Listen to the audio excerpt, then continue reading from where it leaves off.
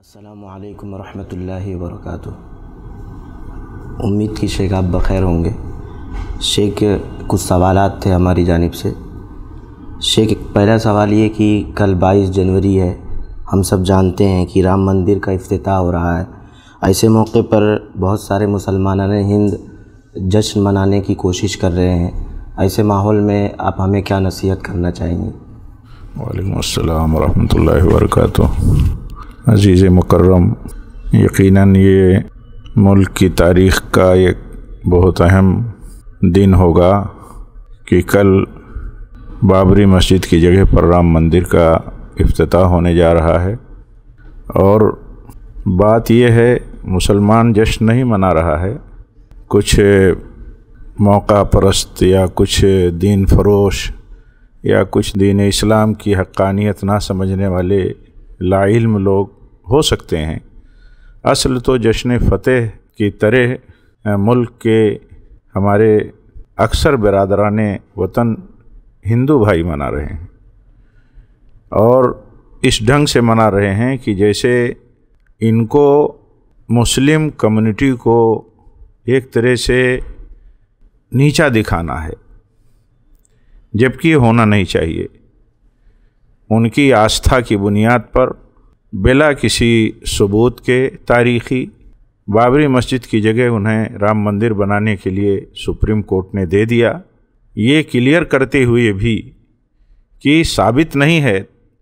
کہ بابری مسجد کو کسی مندر کو توڑ کر کے بنایا گیا ہو، اور یہ صراحت کرتے ہوئے ڈکلیئر کرتے ہوئے کہ بابری مسجد میں جب مورتی نصب کی گئی وہ بھی غلط تھی، اور اسی طرح جب بابری مسجد کو توڑا گیا تو یہ مجرمانہ کام تھا۔ تو یہ معلوم نہیں کتنی مصلحتوں کو سامنے رکھ کر کے کن بنیادوں پر سپریم کورٹ نے فیصلہ کیا۔ پورا ملک عہد بند تھا اس بات کا کہ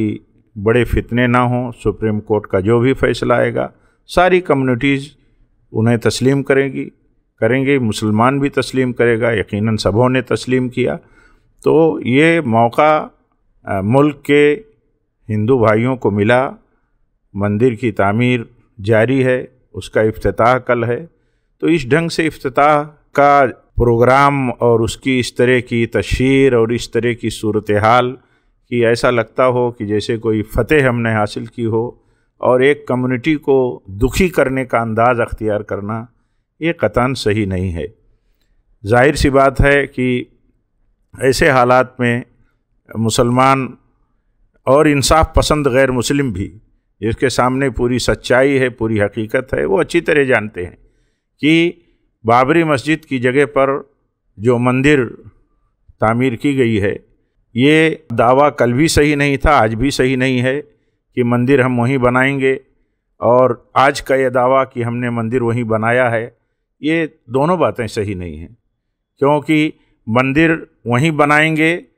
جہاں رام جنم بھومی تھی، یہ ثابت نہیں ہے،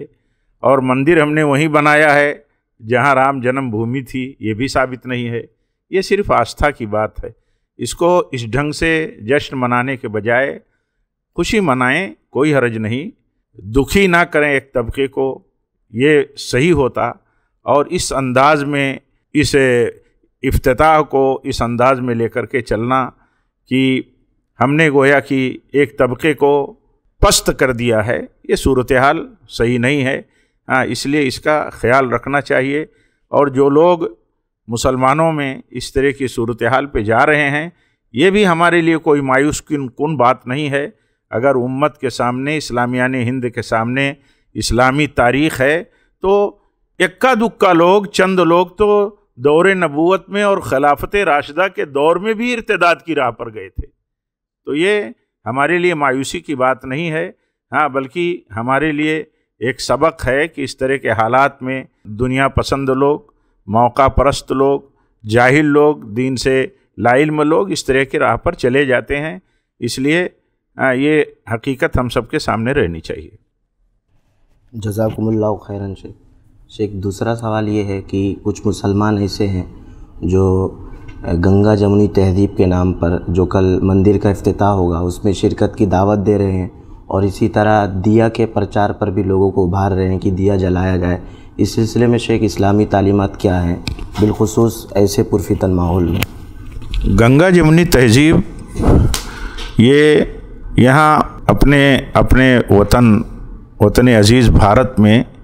یہ کوئی لفظ صحیح نہیں ہے، یہ لفظ صحیح نہیں ہے۔ گنگا جمنی تہذیب کوئی غیر مسلموں کی تہذیب ہو سکتی ہے، یہاں اسلامی تہذیب بھی ہے، یہاں ہندو تہذیب بھی ہے، کلچر بھی ہے، تو گنگا جمنی تہذیب کی باتیں کرنا یہ صحیح نہیں ہے۔ یعنی گویا کہ ایک کلچر ہے، ایک ثقافت ہے، ملک میں بہت ساری کمیونٹی کے لوگ ہیں، بہت سارے کلچر اور تہذیبیں ہیں، کوئی گنگا جمنی تہذیب ہی نہیں ہے۔ تو گنگا جمنی تہذیب کوئی ایک اتحاد کی تہذیب ہمارے ملک میں مذہبی بنیاد پر نہیں ہے۔ بہت سارے مذاہب ہیں، مختلف مذاہب کے لوگ اپنی اپنی راہ پر چلتے ہیں، اس لیے یہ صورتحال صحیح نہیں ہے۔ اسلام کا موقف یہ ہے کہ لکم دینکم ولی دین، اسلام کا موقف یہ ہے جو سورہ اخلاص میں صاف ان دونوں صورتوں میں قل هو اللہ احد اور قل یا ایھا الکافرون میں صراحت کے ساتھ بیان کر دیا گیا ہے۔ تو یہ اصل موقف ہونا چاہیے، یہ اصل موقف ہے ہمارا، اور سارے مسلمانوں سے یہ بات بہت صراحت کے ساتھ اور بڑی وضاحت کے ساتھ یہ بات کہی جا رہی ہے کہ آپ اس بات کو سمجھیں۔ مکہ میں جو صورتحال تھی، اس صورتحال میں اللہ تعالیٰ نے یہ بات اپنے نبی کی زبانی اور آپ پر ایمان لانے والوں کی زبانی یہ ڈکلیئر آپ نے کرا دیا قولاً و عملاً کہ تمہارے لیے تمہارا مذہب ہے، تمہاری تہذیب ہے، ہمارے لیے ہمارا دین ہے، ہماری تہذیب ہے، ہمیں اسی راہ پر رہنا ہے۔ دیا جلانا، جشن منانا کسی غیر حقیقی معبود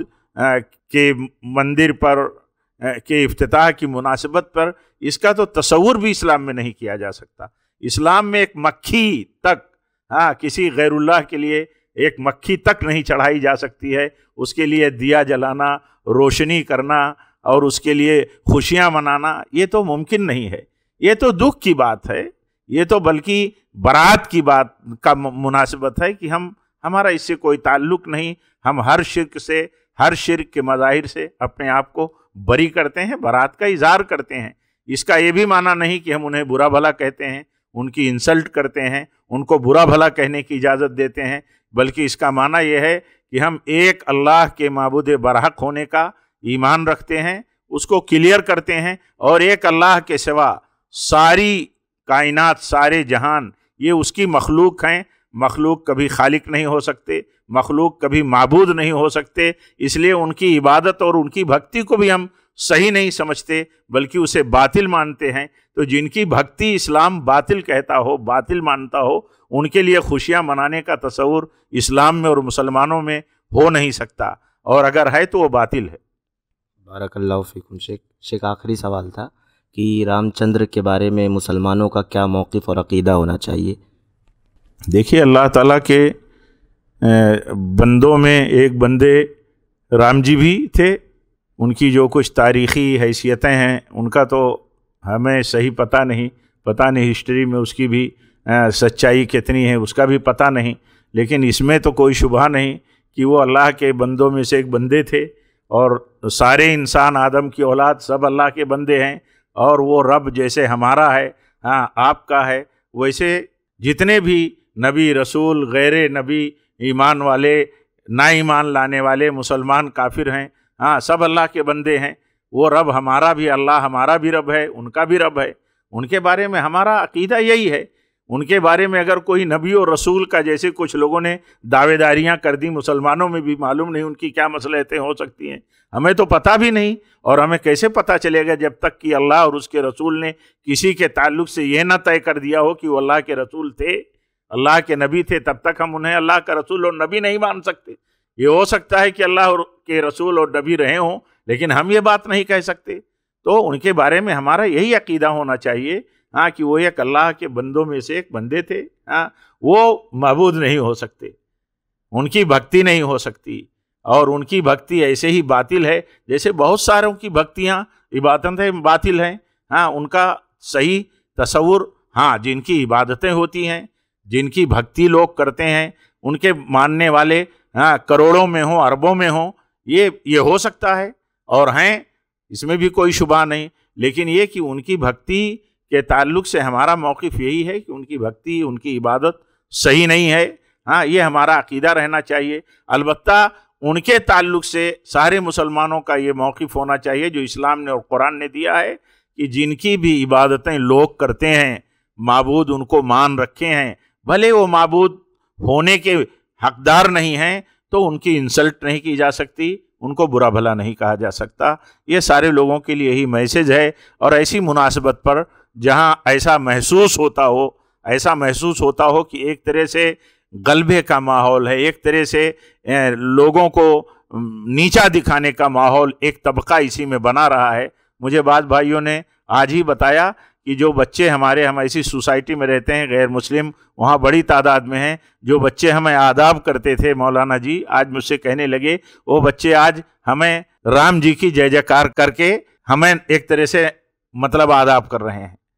تو یہ ماحول اس طرح بنایا جا رہا ہے کہ جیسے ان کی جے جے کار کی جاتی ہے. ایسی صورتحال میں ہمارے لیے بہت بڑا نمونہ ہے. اللہ کے نبی صلی اللہ علیہ وسلم نے جب اس موقع پر جب کہا گیا تھا ایک بہت اہم مناسبت پر کہ لنا العزا ولا عزا لکم، تو آپ نے فرمایا تھا کہ ان کو جواب دے دو لنا اللہ مولانا ولا مولا لکم. آپ اس کو سمجھیے، یہ ہمارے لیے بہت کافی ہے. اور ایسے حالات میں ہم سب کو دین کی طرف لوٹنا چاہیے، ہم سب کو مسجدوں سے جڑنا چاہیے، ہم سب کو اپنے علماء سے جڑنا چاہیے، ان کی ہدایتوں پہ رہنا چاہیے. یقیناً یہ موڑ جذبات پیدا کرنے والا اور جذبات پیدا کرنے کی کوششیں جیسی دکھ رہی ہیں، ایسا موڑ ہے. ایسے موڑ پر ہم سب کو اپنے آپ کو صبر سے، تحمل سے اور اسی طرح انات سے کام لینا چاہیے، تاکہ کہیں بھی ہماری طرف سے کسی قسم کا ایسا عمل اور ریئیکشن نہ ہو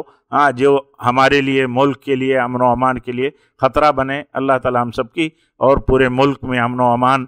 کی صورتحال پیدا رکھے اور رواداری عام ہو. اللہ ہم سب کو توفیق دے، برادران وطن کو بھی توفیق دے اور پرشاسن کو اپنی ذمہ داریاں ادا کرنے کی بھی توفیق